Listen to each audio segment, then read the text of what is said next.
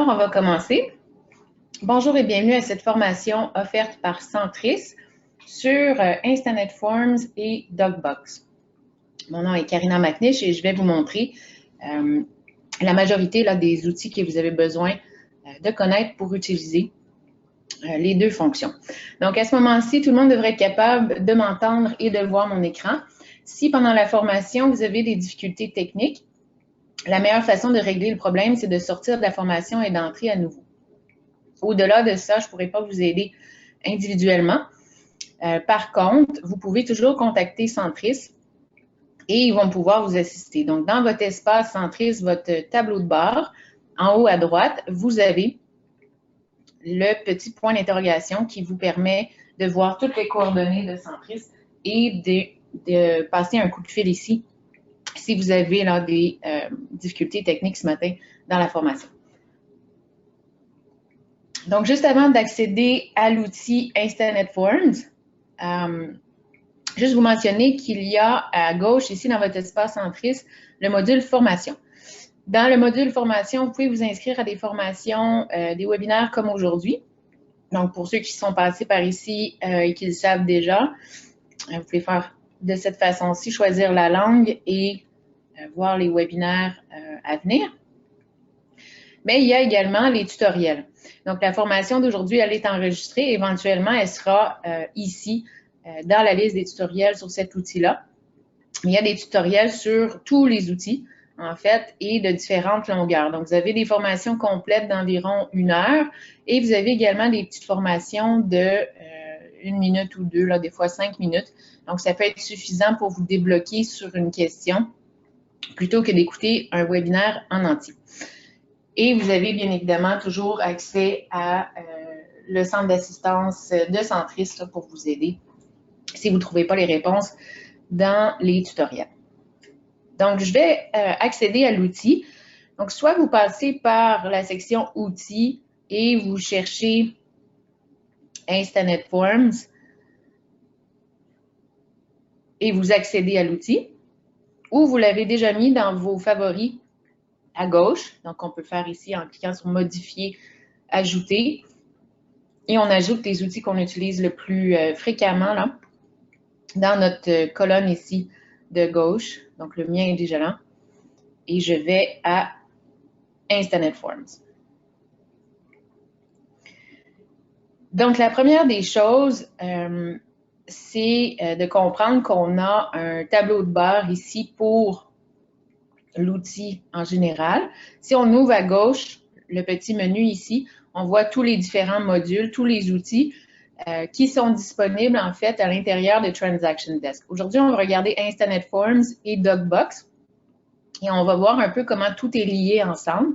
Après, vous pourriez assister à une formation là sur les différents outils individuellement, là, dont Authentisign si vous êtes abonné à Authentisign, le webinaire sur DocBox en entier. OK? Donc, sur le tableau de bord, ici, vous avez la possibilité de personnaliser le tableau de bord. Donc, la façon de faire, c'est d'aller en haut à droite et de cliquer sur le cadenas. Une fois que vous avez déverrouillé, vous pouvez modifier les petites cases que vous avez ici. Vous pouvez les déplacer. Donc, on peut déplacer ici les cases, on peut les agrandir au besoin. Et en rajouter. Ce que je vous recommande de faire, c'est d'avoir le petit icône ici, création d'une transaction. OK? Donc, si je l'enlève ici, c'est créer. On peut le mettre ici, peut-être le mettre en premier, parce que la meilleure façon de fonctionner dans l'outil Transaction Desk dans son ensemble, c'est de partir d'une transaction. Puis de toute façon, quand on va aller créer un formulaire, le système nous demande soit de créer une nouvelle, d'ajouter le formulaire, de l'ajouter à une transaction existante ou de créer une nouvelle transaction. Donc, aussi bien commencer par la création d'une transaction. OK? Donc, tous ces petits widgets-là, si on veut, sont disponibles. Puis, dépendamment de ce que vous utilisez, donc, si vous avez Authentisign, en effet, là, vous pouvez le mettre ici et vous allez voir la petite liste abrégée des documents récents là, qui sont en cours ou qui viennent d'être signés. Si vous utilisez la fonction tâches, donc on va regarder un petit peu là, les tâches vers la fin du webinaire, ce qui fait partie de DocBox. Vous pouvez le mettre ici. Donc, à vous de personnaliser là, selon votre utilisation. Donc, je vais maintenant aller dans création d'une transaction. Et quand on crée une transaction, on peut donc donner un titre. On peut y appliquer un modèle. Donc, on aura peut-être la chance de voir là aujourd'hui la possibilité d'appliquer un modèle. Puis un modèle, en fait, c'est quelque chose qu'on va prédéterminer, surtout au niveau des formulaires. Donc, à chaque fois qu'on fait une vente de multiplex, par exemple, ou d'une maison unifamiliale, on va utiliser tel formulaire. On va utiliser le formulaire de déclaration du vendeur pour les plex, le contrat pour les plex. Peut-être qu'on va avoir un annexe pour les revenus, tout ça. Donc, on peut prédéterminer ça dans nos réglages. Puis ici, on applique un modèle et automatiquement, on a ces formulaires, les formulaires vierges qui sont générés dans notre transaction, puis on a simplement à les remplir. OK? Mais on va revoir, là, je vous le mentionne brièvement. Ensuite, on peut sélectionner le type de transaction qu'on fait. Donc, aujourd'hui, on peut faire une vente résidentielle pour le but de la formation. Ensuite, on pourrait importer les données de Centris si on reprend, par exemple, là, un de nos listings, si on a un accès au vieux listing, ou s'il n'y a pas rien qui figure dans Centris comme historique pour la propriété, on n'inscrit rien. Ensuite, on doit choisir est-ce qu'on est courtier, inscripteur, collaborateur, ni un ni l'autre, ou les deux. Donc, on peut sélectionner collaborateur. Maintenant, par défaut, moi, dans mes réglages de mon compte Transaction Desk, j'utilise toujours l'assistant. Peut-être pas pour vous encore, je vous le recommande fortement, mais moi, par défaut, la case, elle est toujours cochée. Pour le but de l'exemple, si vous êtes en train de faire de votre côté, cochez, utilisez l'assistant. Parce que ce que ça fait, c'est que ça ouvre ici, là, l'assistant, c'est le tableau de bord qu'on a à droite. Donc, on passe au travers de toutes les étapes ici et c'est beaucoup plus facile, fluide et cohérent. OK? Donc, la première des étapes ici, on va inscrire le plus d'informations qu'on a inscrit, le mieux. OK? Donc, on a ici le type de transaction, on a déjà sélectionné, l'adresse.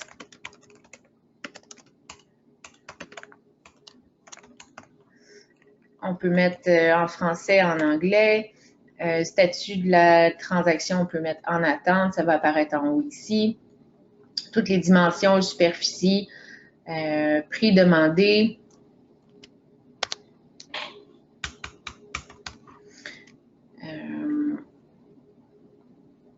Et bon, vous pouvez remplir le plus possible. Et ensuite, on clique sur Suivant. À ce moment-ci, on se retrouve dans les dates de transaction. Et ça, c'est très important si vous voulez poursuivre avec les tâches et les listes de contrôle. Et c'est une façon d'automatiser votre travail.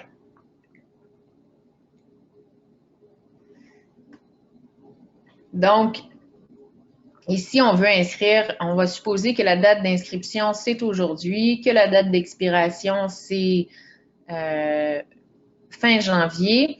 On va supposer que j'ai reçu une promesse d'achat lundi, après là, ma visite libre de cette fin de semaine, par exemple. OK? Et j'ai accepté automatiquement là, aussitôt la promesse d'achat lundi. C'était une très bonne promesse d'achat. Et la promesse d'achat, elle est valide pour environ 2 semaines. Elle expire dans 2 semaines. Et bon, la date de l'acte de notaire suggérée, là, 30 novembre, puis l'occupation 30 novembre. OK?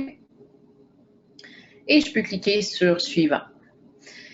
Maintenant, par défaut, les contacts, vous allez être là. Donc, moi, je suis le courtier Centris Formation 6 et l'agence ici est, c'est parce que vous êtes collaborateur, est-ce que vous êtes inscripteur?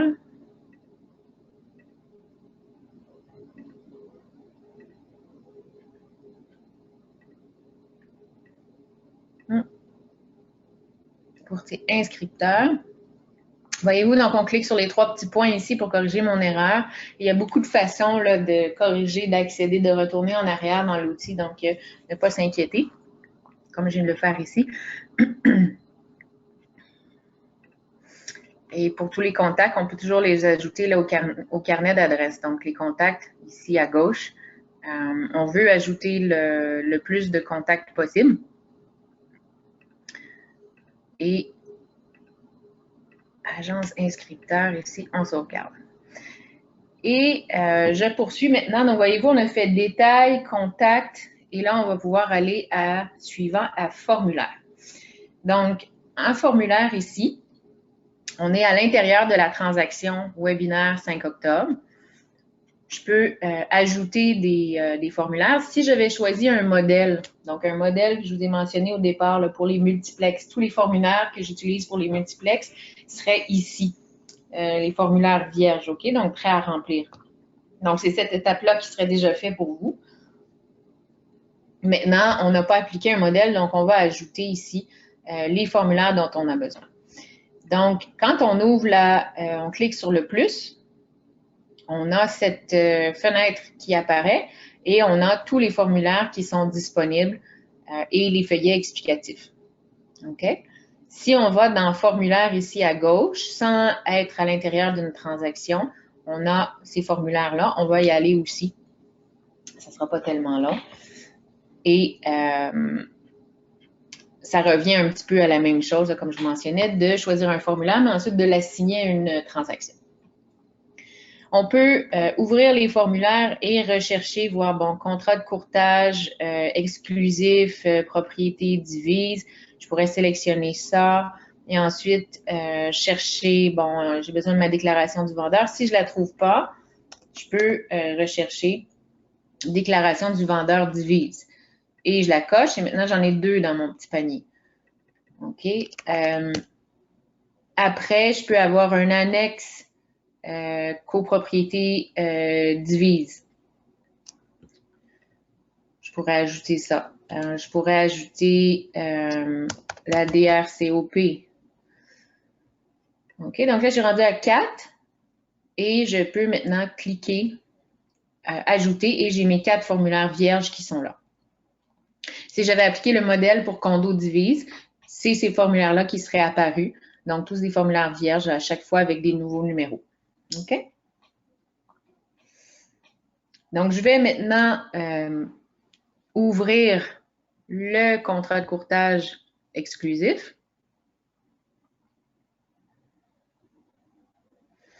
Et maintenant, vous pouvez remplir votre contrat. OK? Je vais passer au travers des options que vous avez en haut. Donc, vous avez l'option ici, si vous voulez ajouter un nouveau formulaire, peut-être que vous ouvrez celui-ci, vous vous rendez compte, ah, vous n'avez pas pris pour condo divise, vous avez pris pour condo indivise. Vous pouvez revenir ici, puis aller chercher le bon ici, puis peut-être après supprimer ce formulaire. OK? Maintenant, on peut aussi ouvrir un autre formulaire. Donc, un autre des formulaires qu'on a ajouté. Si on n'est pas certain, on est en train de remplir celui-ci, mais on doit valider une information dans l'autre. On peut ouvrir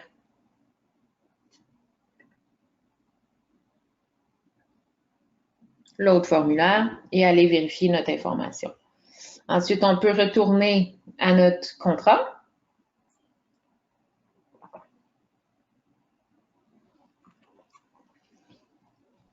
Et poursuivre de remplir tous les champs nécessaires. On a maintenant l'option sauvegarder qui en contient 2. Donc, si on sauvegarde, ici, la première option, on sauvegarde à l'intérieur de Transaction Desk. Et ça s'applique également pour vos clients. Donc, quand vous envoyez un formulaire ou une déclaration du vendeur à votre client via Transaction Desk, ce qu'on peut faire ici, je vais y revenir, je vous montre rapidement. Donc, si je lui envoie ceci, je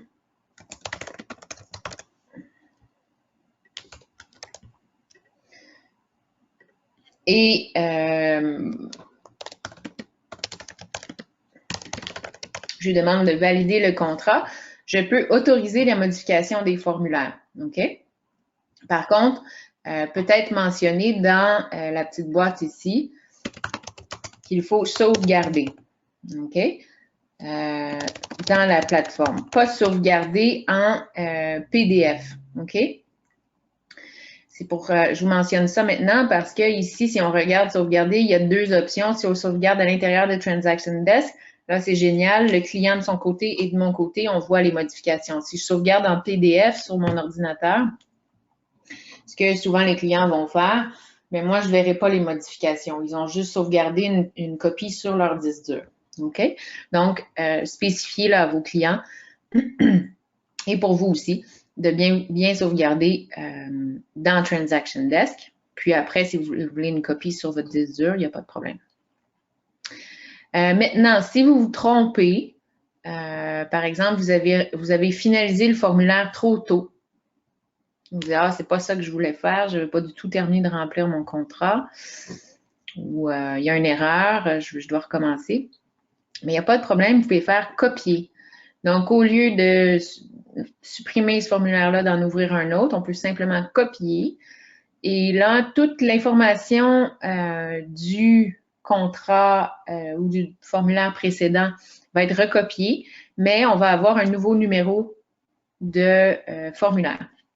Donc, si on regarde ouvrir les formulaires, voyez-vous, j'en ai un qui a été finalisé ici, puis ensuite, j'ai une copie, donc qui a amené, il y a un nouveau numéro ici, mais qui a amené là le vieux numéro avec lui. Là, donc, on a ici l'historique, l'information, quel formulaire qu'on a copié, mais c'est le 88272 ici. OK? Et là, on peut poursuivre et continuer à travailler notre formulaire.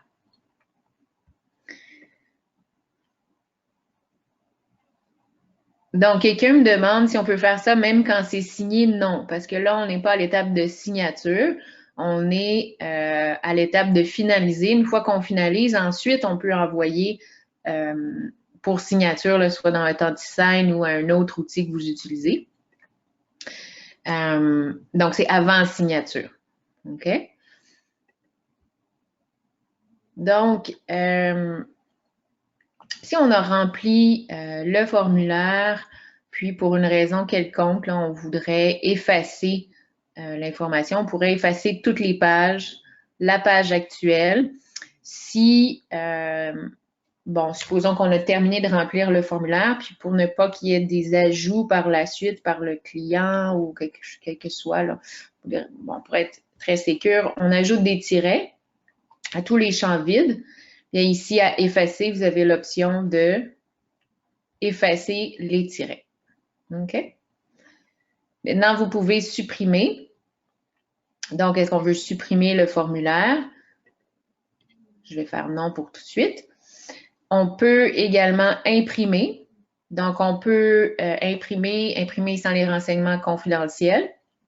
Donc, si vous avez un client là, qui n'utilise pas l'ordinateur et que vous allez signer à la main, vous pouvez imprimer en ébauche, vous pouvez imprimer une fois que c'est finalisé, bon, selon les besoins.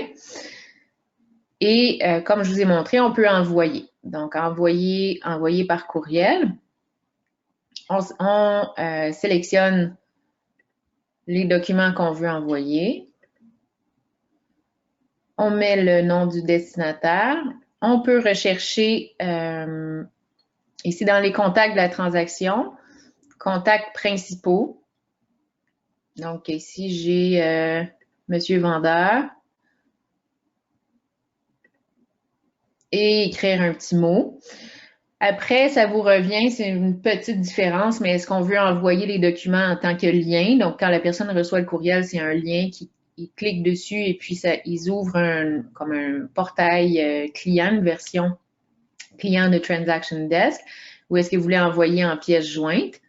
Puis, est-ce que vous voulez ajouter là, un watermark? Et est-ce que vous voulez autoriser les modifications du formulaire?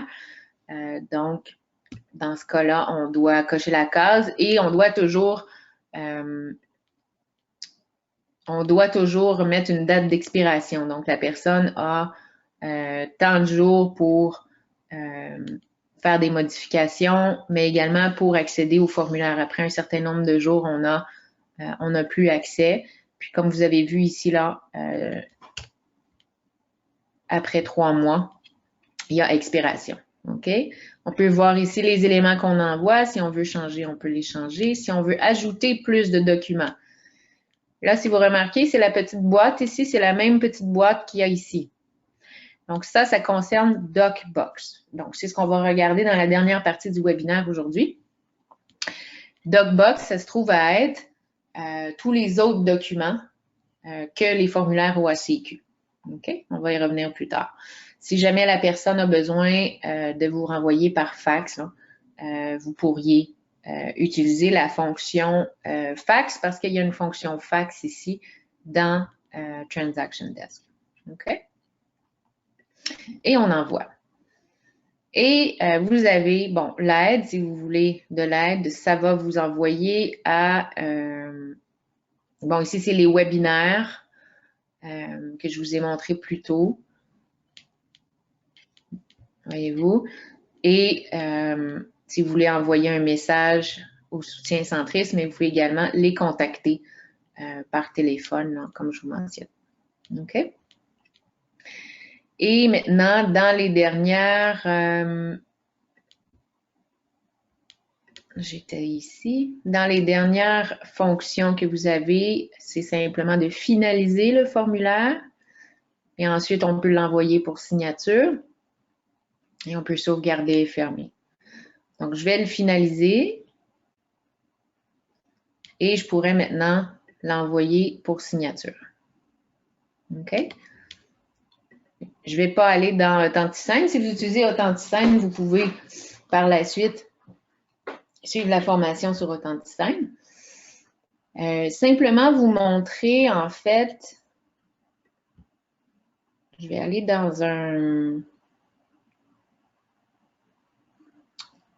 la déclaration du vendeur. Quand on arrive sur un champ,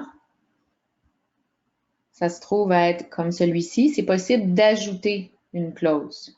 OK? Et quand on clique sur « Ajouter une clause », on a maintenant 3 options. Clause personnelle, clause du bureau, clause du système.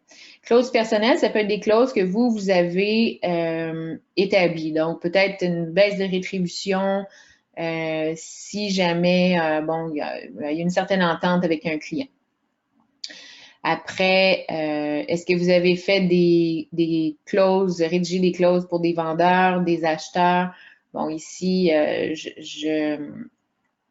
on mentionne, là, on en vient encadrer, préciser qu'est-ce qu'une visite libre. Donc, vous engagez à faire combien de visites libres, combien d'heures pour votre client. Donc, vous pourriez ajouter ça, là, ce serait plutôt dans le contrat de courtage, pas nécessairement dans la déclaration du vendeur pour ces clauses-là. Ça, c'est vos clauses personnelles. Ensuite, peut-être que votre bureau a généré des clauses pour vous. Donc, intégrité ici, ça c'est Remax, je crois. Donc, si vous avez certaines clauses que votre bureau a partagées, vous pouvez les ajouter. Donc, ça passerait par dans les paramètres de votre plateforme Transaction Desk et vous ajoutez les clauses. On devrait avoir la chance de voir d'ici la fin de la formation. Et après ça, vous pouvez les réutiliser dans tous vos formulaires. Bien sûr, avant d'ajouter ces clauses-là, pour que ça soit disponible ici dans votre répertoire de clauses, assurez-vous qu'elles soient vérifiées par soit votre directeur, directrice d'agence ou une notaire pour être certain qu'elle est conforme. OK? Et finalement, vous avez les clauses du système. Donc, les clauses du système, ce sont toutes les clauses de l'OACQ. Donc, vous avez soit en anglais, soit en français. Et, bon, étant donné qu'il y en a beaucoup, peut-être que vous pouvez rechercher en haut Et vous pouvez mettre là ici peut-être l'exclusion. Quand on clique sur le titre, on voit la clause. On peut voir est-ce que c'est la bonne clause que je veux. OK. Celle-ci aussi, je la prends. Donc, voyez-vous, j'en ai 2 dans mon petit panier. Et je clique sur OK et les clauses sont appliquées ici. OK? Et celle-là, on est certain que ce sont les bonnes.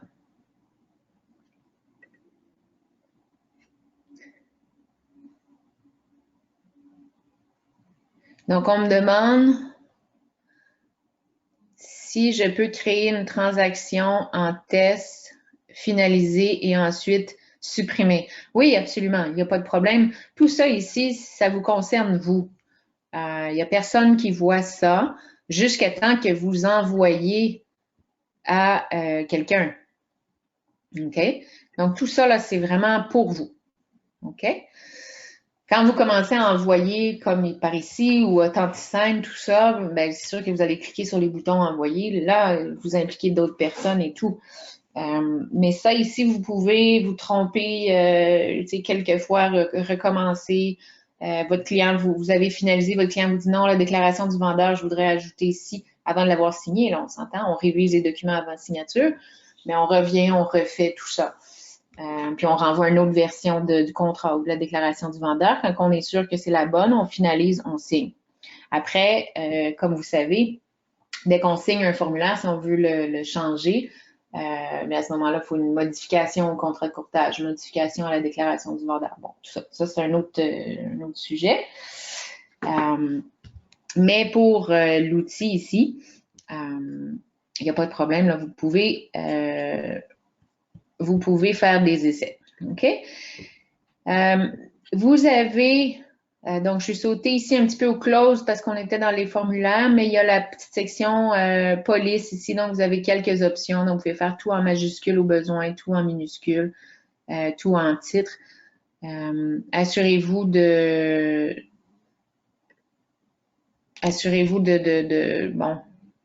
d'utiliser les bonnes polices là, au bon moment, voir ce qui est pertinent ou non. Maintenant, formulaire de la transaction ici, on peut juste avoir un aperçu. Comme je vous disais, il y a quelques endroits où on revoit, là, on a accès aux mêmes fonctions. Donc, si on peut voir, c'est quoi les formulaires qu'on a dans la transaction. Puis après, si on les met dans notre petit panier, une fois dans notre panier, on a plusieurs options qui s'offrent à nous. Donc, est-ce qu'on veut finaliser? On pourrait décider de tout finaliser d'un coup. On se dit, bon, ben, je suis prête, j'ai tout fait, je finalise tout. J'envoie tout à Authentisign. Je fais une copie, je mets dans DocBox. Je peux enregistrer en fichier compressé sur mon ordinateur. Je peux tout imprimer. Je peux juste enregistrer en PDF sur mon ordinateur. Je peux tout envoyer en courriel ou je peux tout envoyer par télécopieur fax. OK? Donc, ici, une autre fonction. Maintenant, petit truc, si vous avez besoin, page 1, page 2, vous pouvez sauter au lieu de défiler plusieurs reprises. Et vous pouvez, rapetisser, élargir, pleine page. Donc, ces options-là sont disponibles. OK. Je vais maintenant sauvegarder et fermer. J'ai fermé ma transaction. Voyez-vous, je suis revenue à mon tableau de bord général de Transaction Desk. Ma transaction qu'on a commencée ici, webinaire 5 octobre, est là. On a passé par ici pour la faire. Et si je clique sur webinaire 5 octobre, voyez-vous, là, je suis sur un tableau de bord de ma transaction. OK? Et vous avez ici là également la possibilité dans votre transaction de modifier votre tableau de bord avec le petit cadenas aussi et utiliser les différentes fonctions. OK? Donc, nous, on était rendu ici à formulaire. Avant de poursuivre avec le reste ici, de se rendre plutôt dans DocBox, je vais simplement aller terminer la partie sur les formulaires en tant que tels. Donc, je peux retourner sur mon tableau de bord courtier. Je peux simplement ouvrir le menu ici, puis aller à Instanet Forms qui concerne les formulaires.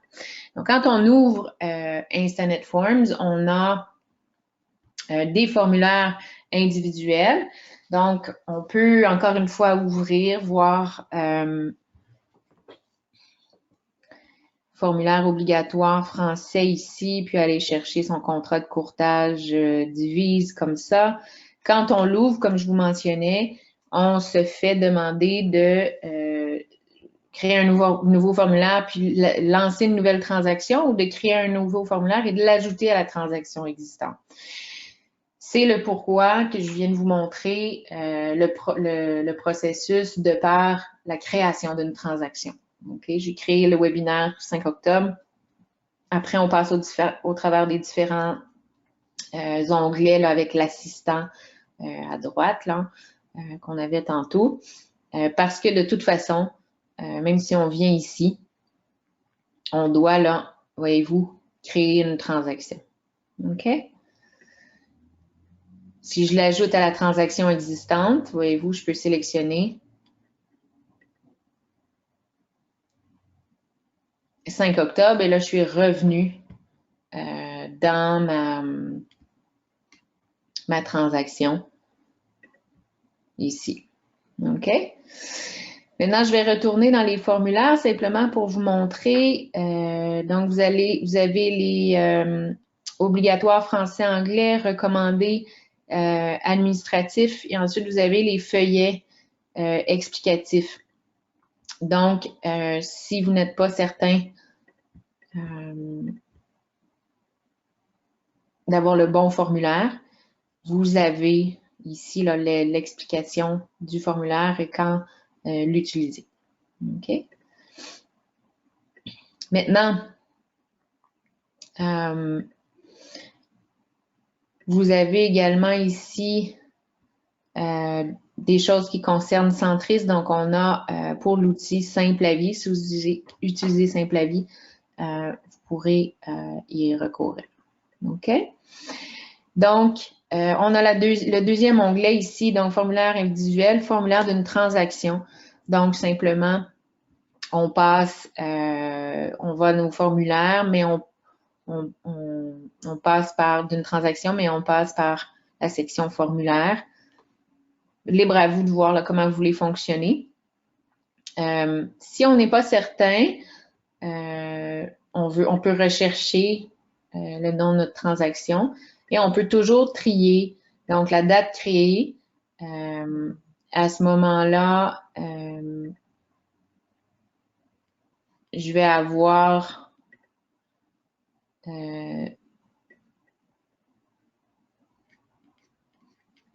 pour une raison, ça devrait être capable de trier de votre côté. OK, là, j'ai trié par nom, ça a fonctionné, mais bon, par date, là, ça n'a pas fonctionné. Et ici, je vais aller dans webinaire du 5 octobre. Et là, au lieu d'être dans ma transaction en entier avec toutes les autres choses qu'on a mis tantôt, l'adresse, la date de la promesse d'achat, la date de la signature, expiration, contre-courtage, tout ça, là, je regarde juste les formulaires que j'ai dans ma transaction. OK? Puis vous pouvez regarder les formulaires OACQ comme ça si vous préférez fonctionner de cette façon-là. OK? Maintenant, avant de poursuivre avec les outils DocBox, donc le reste de l'utilisation de l'assistant à l'intérieur de notre transaction, je vais aller vous montrer, en fait, dans les paramètres, on a la possibilité, comme je mentionnais, de créer des clauses. Donc, je vais aller dans Close. Et les clauses, ici, on a les clauses du système. Donc, c'est celle de l'OACQ, comme je vous ai montré. Elles se retrouvent toutes ici. Donc, vous pourriez les consulter de cette façon-là. OK? Anglais, français, bon, pour toutes les sous-catégories, modification de contrat, vente d'entreprise, autres, promesses d'achat. Donc, toutes les clauses OACQ, les clauses de votre bureau. Donc, est-ce que votre bureau a ajouté une clause ici? et vos clauses personnelles. Donc, vous, ici, vous allez pouvoir ajouter. Donc, si on va en haut à droite, on peut cliquer sur « Ajouter une nouvelle clause » ou « Ajouter un nouveau dossier ». Voyez-vous, là, j'ai une clause, un dossier, pardon, en anglais.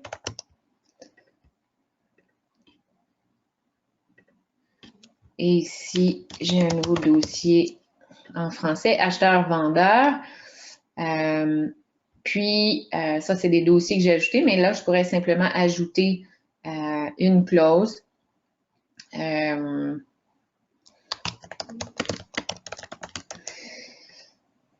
Donc, on a mentionné j'offre 2 visites libres dans les 2 premières semaines de mise en marché de la propriété. Bon, à vous de voir, mais comme je vous disais, là, faites-les valider.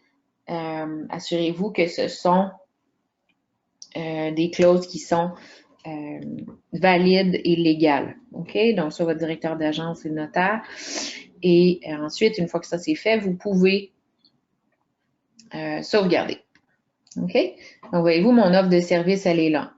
Je pourrais aller après ça, voyez-vous, j'en avais déjà fait une visite libre en anglais dans mon dossier vendeur. Donc, vous pouvez les mettre dans les sous-catégories. OK? Donc, j'espère que c'est clair pour tout le monde. Vous pouvez ajouter vos clauses ici, vos offres spéciales. Peut-être que votre équipe, tout ça, vous offrez des choses. Vous les mettez dans tous vos contrats, des certaines garanties. Là, assurez-vous encore une fois là, que c'est légal. Ça va être à cet endroit-ci dans Close. OK? Maintenant, si j'ouvre ici, je vais en haut à droite, dans Configurer. J'ai encore une fois ici l'accès à Close, mais je vais vous montrer maintenant Équipe et Partage. Donc, si je fais Équipe et Partage, c'est à cet endroit-ci qu'on va pouvoir travailler en équipe dans Transaction Desk sur une transaction, donc pour tous nos formulaires, ou c'est comme vous voyez par ici, j'ai équipe du tonnerre, équipe automne, mais j'ai aussi des équipes pour des remplacements des vacances. OK? Donc, on peut ajouter une équipe. Là, on va faire l'équipe d'octobre 2023. Et à ce moment-là, vous allez voir tous les membres de votre bureau qui sont là et vous allez pouvoir décider qui vous voulez dans votre équipe. OK? Donc, vous choisissez cette personne-là, je l'ajoute. Et cette personne-ci, qu'est-ce que je lui donne comme permission? Une permission complète? Est-ce qu'elle peut lire ou écrire? OK? Et est-ce qu'elle peut utiliser mon identité? Donc, est-ce qu'elle peut rédiger des choses en mon nom? OK? Donc, ça, c'est une option. Et on peut sauvegarder.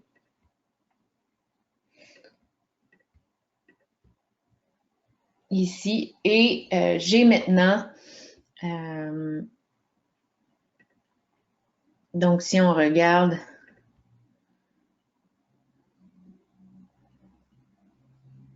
Équipe d'octobre 2023, elle est ici. Et à ce moment-là, je vais pouvoir assigner une équipe à ma transaction. OK? J'espère que c'est clair pour tout le monde. Je vais maintenant retourner sur mon tableau de bord. Je vais retourner dans ma transaction du 5 octobre. Et vous allez pouvoir voir ici, on était rendu à formulaire. Donc, voici nos formulaires de tantôt. Si on en a qui sont signés, donc signés dans Authentisign, vous n'avez rien à faire une fois que c'est signé dans Authentisign, elles vont venir ici automatiquement. Par contre,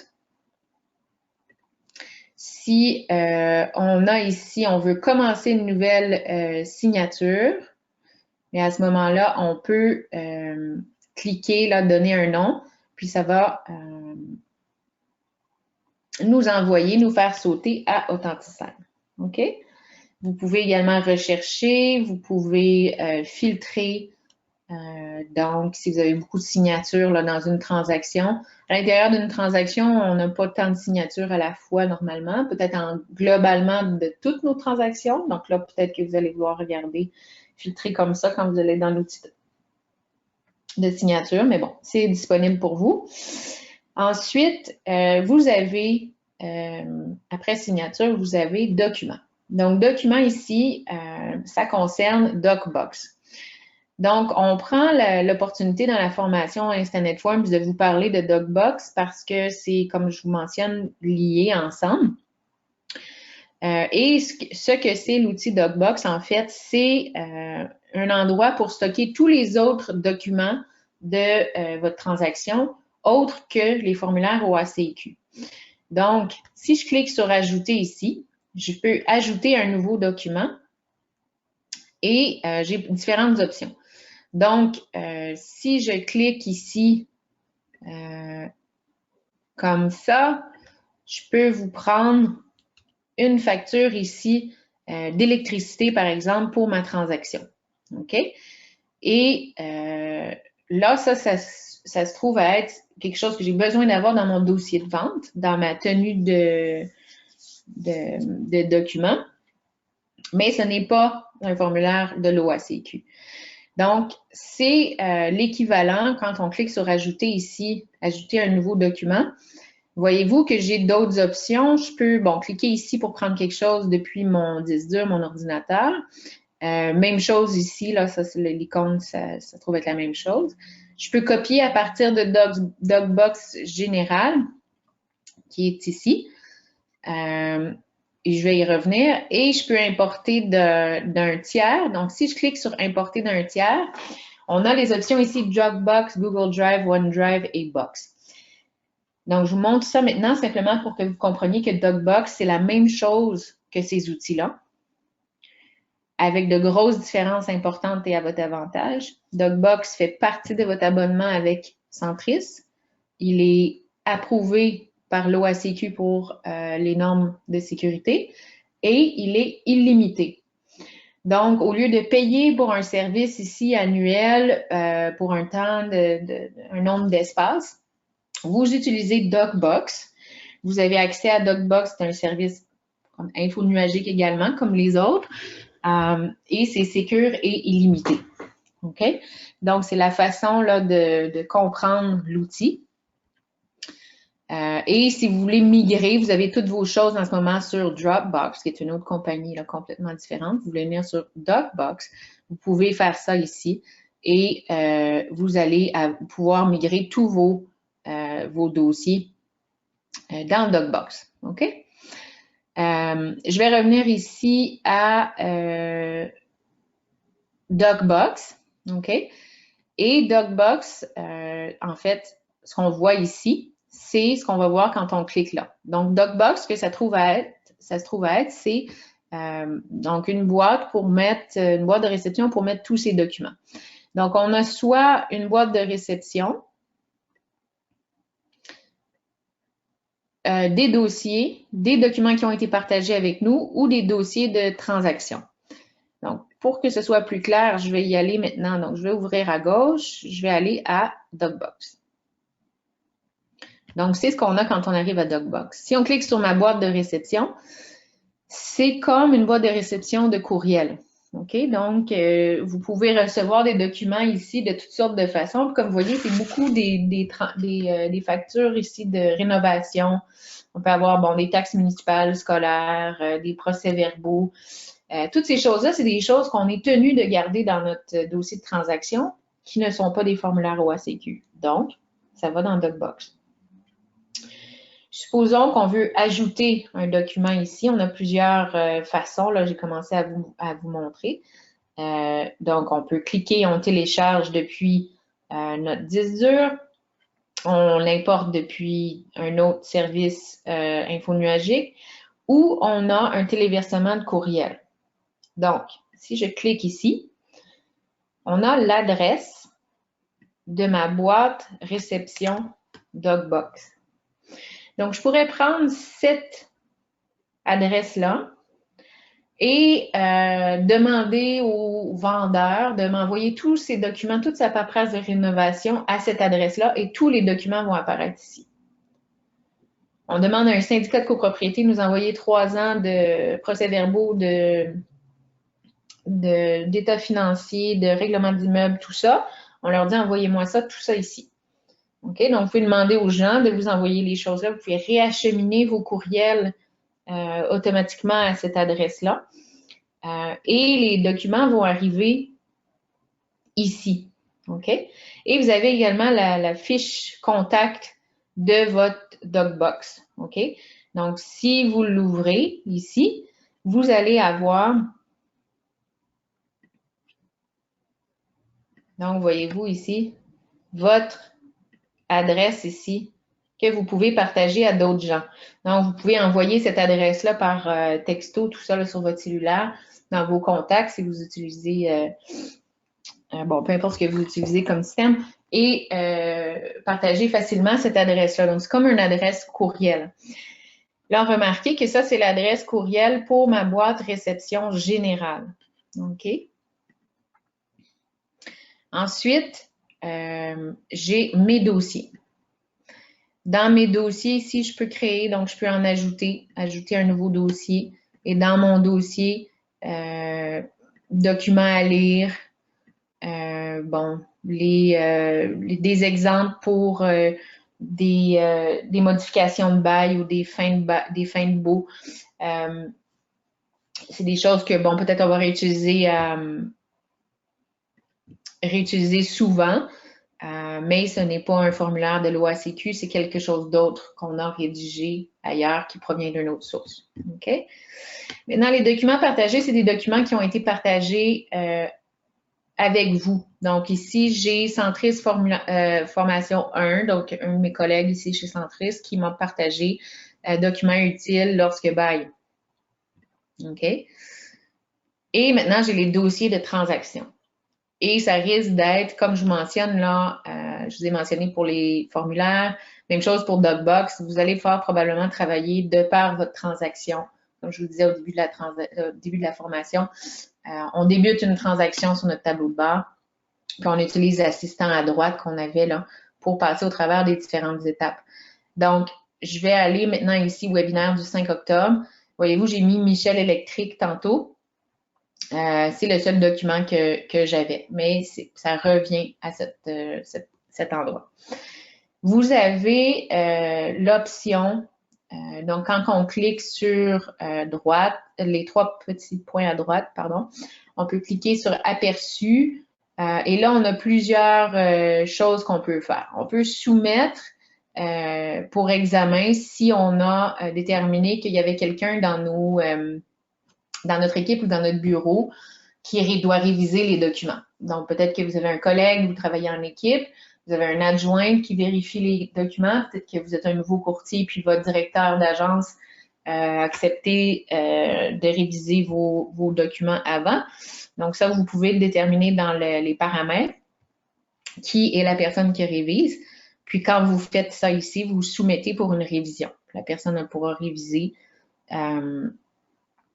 et le notifier par la suite. Vous pouvez l'envoyer dans un nuage. Donc, c'est l'inverse de l'utilité de DocBox, mais c'est possible. Si vous voulez l'envoyer à un petit service-là, vous voulez continuer à l'utiliser, c'est possible.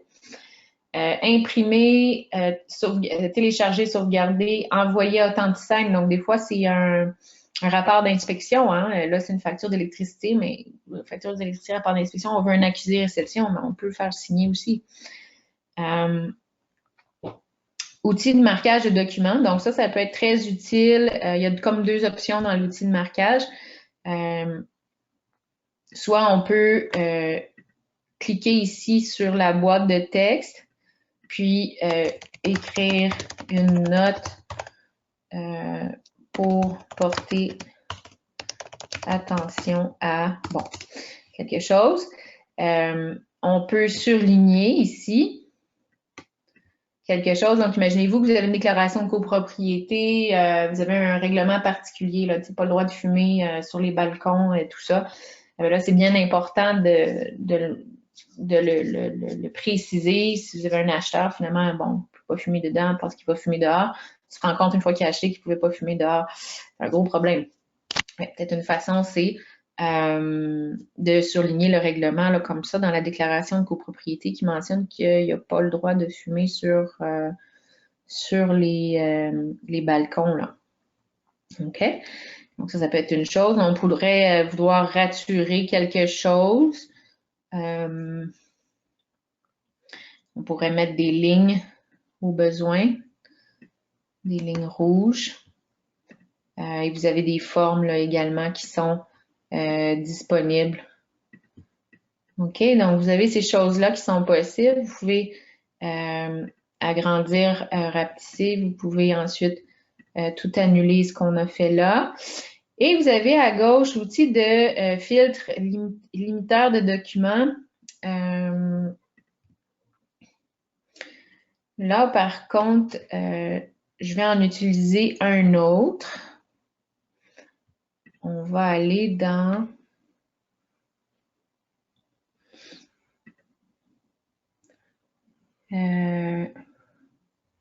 Bon, voyez-vous, j'en veux un de plusieurs pages. Si on a un acte de vente, par exemple, OK, et ça arrive encore qu'on se fait partager là, par les clients ou bon, qui compte un acte de vente avec une page à l'envers, une page droite, on irait dans l'outil limitateur de documents et là, on pourrait dire, mais entre autres, c'est une des options, sélectionner une page sur deux et faire des rotations ici. OK? Donc, c'est des possibilités là, de modifier l'apparence d'un document ici. Donc, filtre limiteur de documents et on clique sur sauvegarder. OK?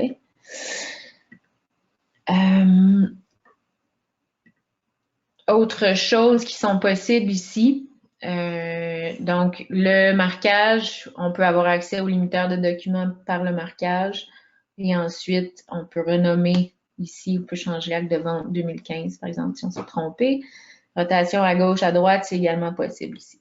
OK? Donc, ce sont mes documents ici dans DocBox et simplement pour vous montrer que là, je suis retournée dans mon exemple d'aujourd'hui, le webinaire du 5 octobre. J'ai mes documents ici, j'ai mes tâches à venir, bon, tout ça. Mes documents sont ici et je peux ajouter là un autre document. Je pourrais dire, ah ben, ça m'a été envoyé dans ma boîte réception de DocBox. C'est la déclaration de copropriété ici, là, ça concerne cette transaction-là. Donc, on peut la classer ici là, dans la bonne transaction. Puis normalement, ici, là, on aurait une tonne de documents là, pour une vente de condo. OK?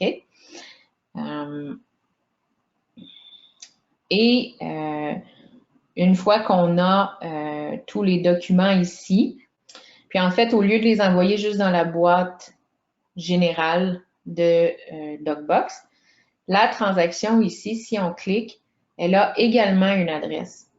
Donc, si vous le faites de votre côté, vous allez voir que ça, c'est pas la même adresse courriel que celle de votre boîte réception. Donc, pour une transaction spécifique, ici, vous travaillez avec Monsieur Super Vendeur, je crois. Vous pouvez prendre cette adresse-là et dire à Monsieur Super Vendeur, envoie tous les documents de ton condo à cette adresse-là. Ou dans votre service de messagerie, Gmail, Hotmail, Remax, je ne sais pas ce que vous utilisez. Vous pouvez peut-être réacheminer tous les courriels de Monsieur le vendeur pour le condo ici au 550 Chemin du Golfe à cette adresse-là. Et là, vous pouvez avoir tout le contenu des courriels qui peut figurer ici. Donc, le courriel en tant que tel et les pièces jointes. Donc, tout peut être réacheminé ici. Vous pouvez documenter tout. OK?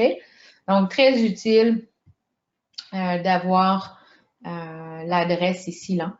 Et également, si vous cliquez sur la fiche contact, c'est la fiche contact de cet endroit-ci, les documents dans la transaction 5 octobre. OK? J'espère que c'est clair pour tout le monde.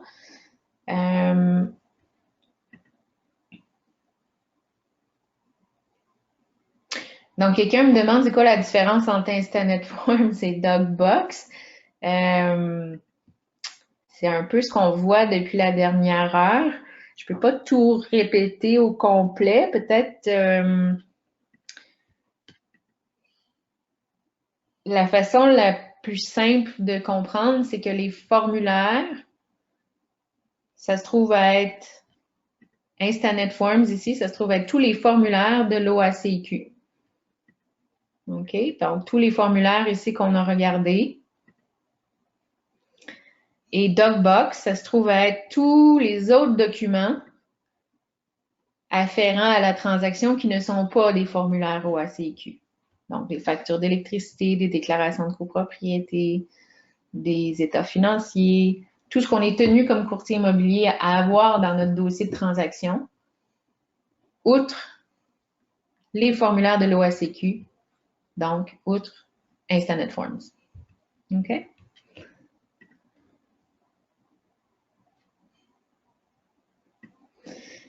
Je suis pas certaine de comprendre votre... OK, vous avez compris, parfait.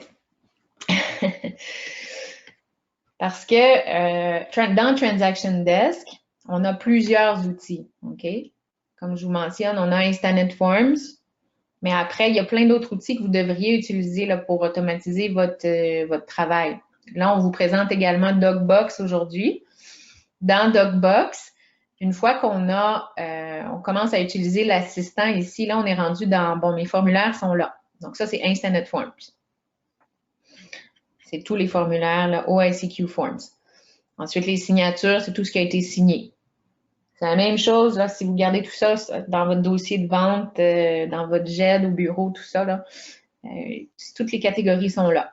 Vous avez tous les autres documents afférents à la transaction qui sont ici. Et après, une fois que vous utilisez complètement tous les outils de Transaction Desk, vous pouvez également utiliser les listes de contrôle.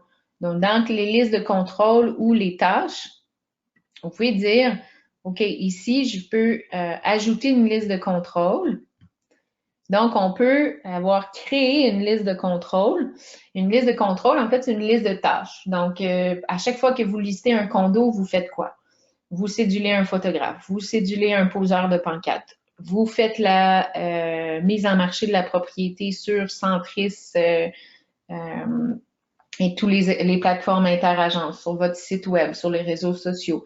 Donc, vous avez une liste de choses, des actions que vous faites à chaque transaction. Voyez-vous, là, j'ai nouveau, bon, c'est en anglais, mais c'est une nouvelle vente de condo. Si j'applique, je suis pas certaine qu'il y a des choses. Bon, voyez-vous, j'ai besoin des...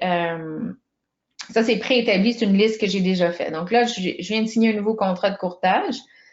Donc, je peux appliquer la liste ici, puis soit je délègue, je donne la liste de tâches à un collègue, à quelqu'un qui travaille pour moi, soit je le fais moi-même, puis ça, c'est une liste pour moi en rappel. Puis je passe au travers des différentes choses que j'ai besoin de faire. OK? Puis une fois que c'est fait, j'ai fait ma publicité en ligne, c'est complété. Ça, j'ai fait poser la pancarte, ça, c'est complété. Donc, on peut faire comme ça. Et on peut également ajouter une tâche. Donc, simplement une tâche au lieu d'une liste complète de tâches. Donc, cette transaction-là, peut-être qu'elle a une chose à faire en plus. Donc, on ajoute une tâche ici. Puis, on le partage avec, bon, là, c'est seulement avec moi dans mon équipe. Et je peux mettre connexe à une date de transaction. Là, on avait mis les dates au départ.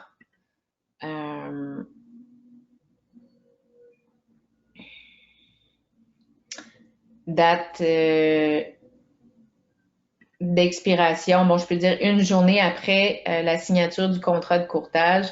Après l'expiration de la promesse d'achat, je peux mettre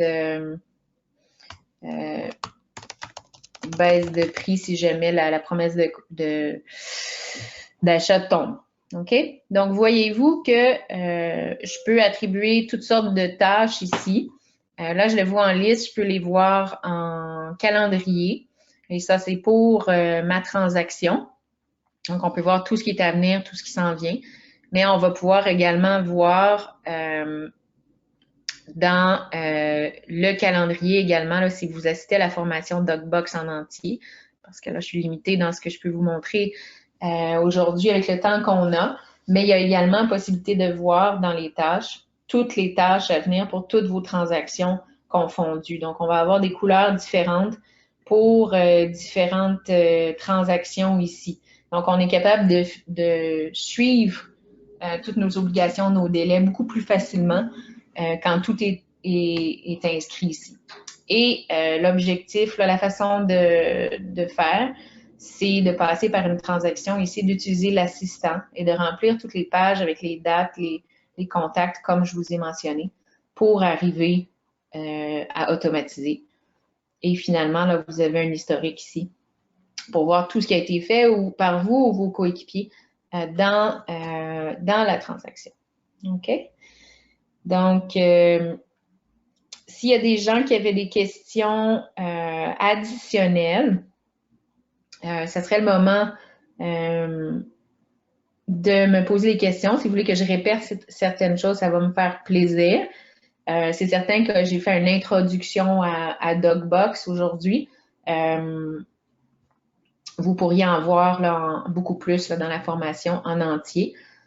Pour ce qui est de Instanet Forms, ça devrait être complet là, si vous avez des points d'interrogation, là, surtout sur ça. N'hésitez pas à me poser des questions. Donc, j'ai une première question ici. On me demande où trouves-tu l'assistant? Donc, l'assistant, en fait, c'est quand on débute une transaction. Donc, je fais créer une transaction. C'est ici utiliser l'assistant. Si je ne clique pas sur utiliser l'assistant, là, je vais faire 2. Inscripteur. Là, j'ai l'assistant ici. Attendez un petit peu.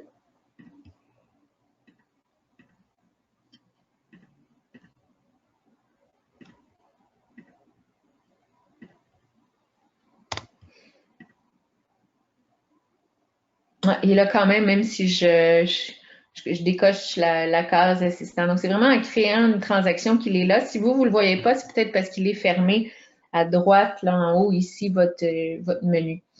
OK? Donc, ouvrez-le. Puis, vous allez pouvoir là, passer au travers des différentes tâches ici. Vous avez également dans « Configurer »,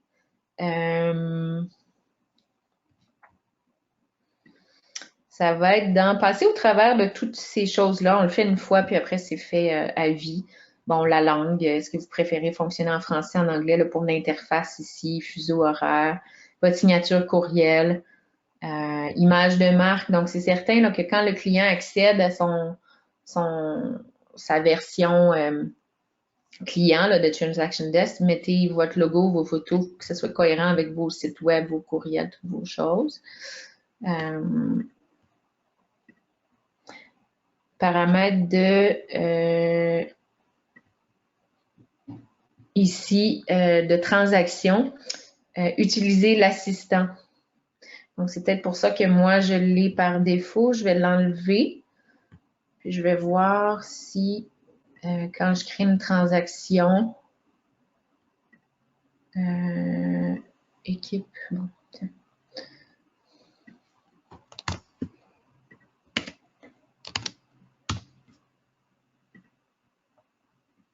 L'assistant est quand même là, toujours là. C'est simplement d'ouvrir à droite. Normalement, vous devriez avoir la même chose de votre côté.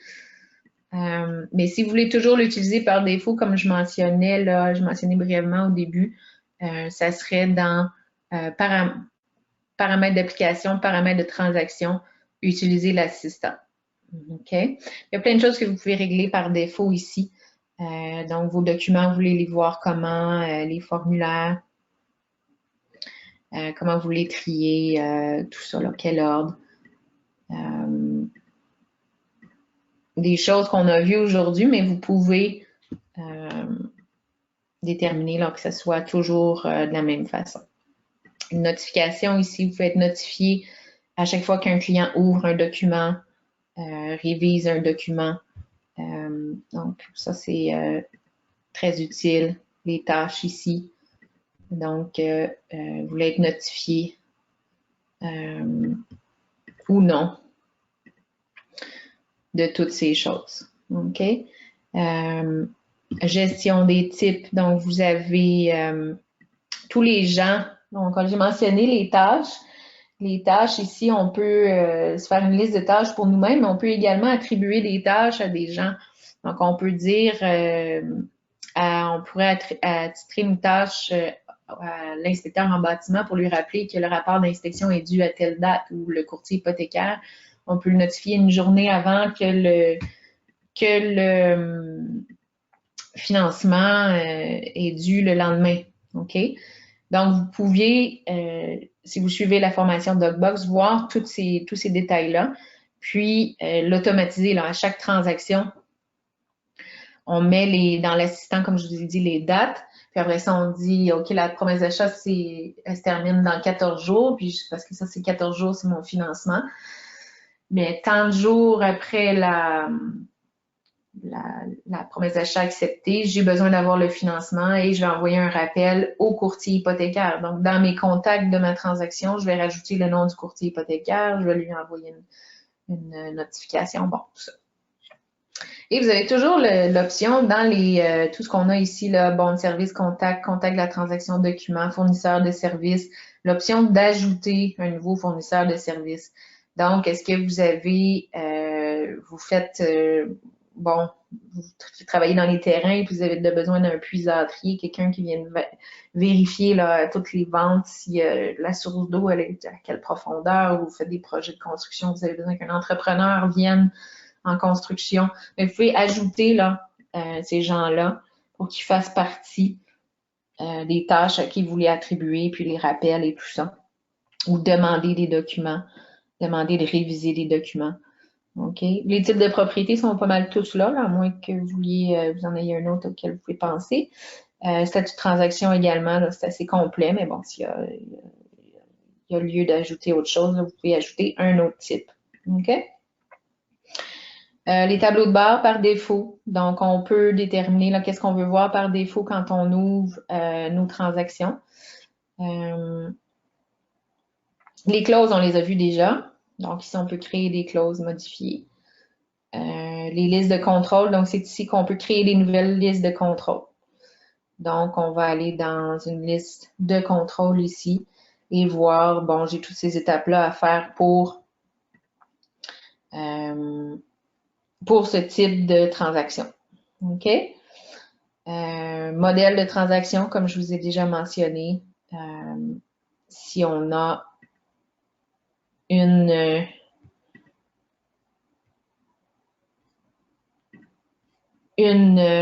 on fait une promesse d'achat pour condo divise, mais à chaque fois qu'on fait une promesse d'achat pour condo divise, on utilise pas mal tout le temps toujours ces formulaires-là. Donc, je peux appliquer, quand je débute une transaction, j'applique le modèle promesse d'achat divise, puis je vais avoir tous ces formulaires-là qui vont être déjà ajoutés. Je ne suis pas obligée de les ajouter à chaque fois. Donc, c'est vraiment d'automatiser son travail.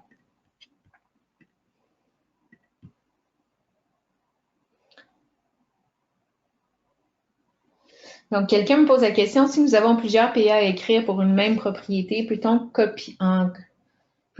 copier la promesse d'achat pour chaque prospect acheteur en changeant juste les noms plutôt que de recommencer à chaque fois? Bonne question. Oui. Ce qu'on ferait, on irait dans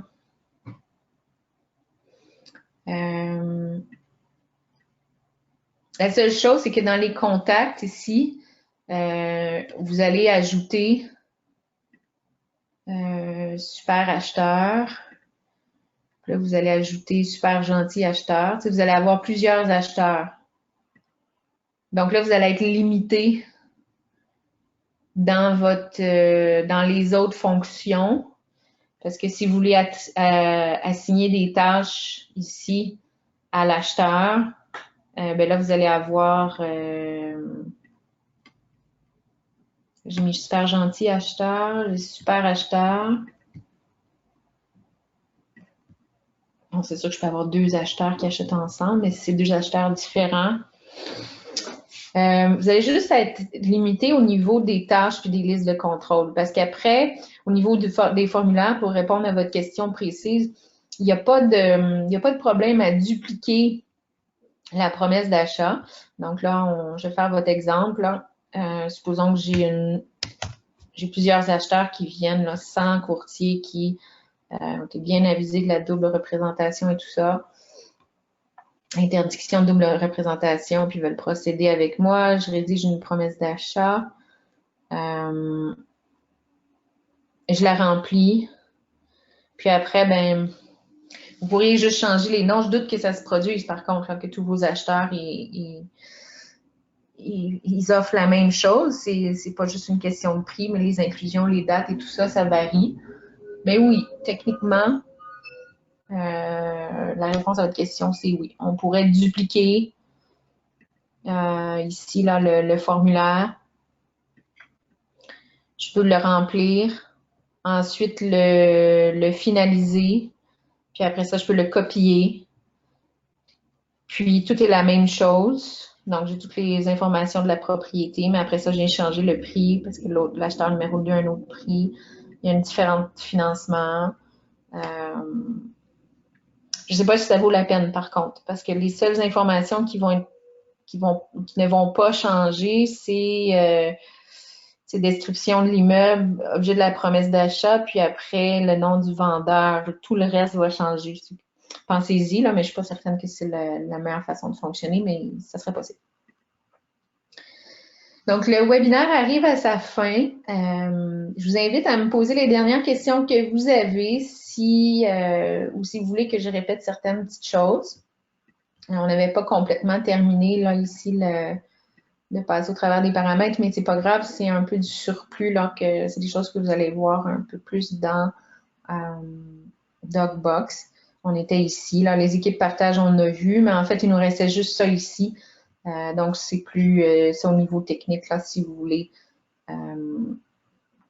utiliser d'autres partenaires pour les signatures électroniques plutôt que Authentisign et les fournisseurs de services et si vous voulez en ajouter d'autres, mais puis les ententes, puis le soutien, on a un peu déjà vu ça. OK? Donc, simplement, ici, pour vous faire un petit rappel que dans l'onglet formation, vous avez accès au webinaire comme aujourd'hui. Vous avez également accès à des tutoriels. Le webinaire d'aujourd'hui est enregistré. Vous allez pouvoir le consulter ultérieurement à votre propre rythme.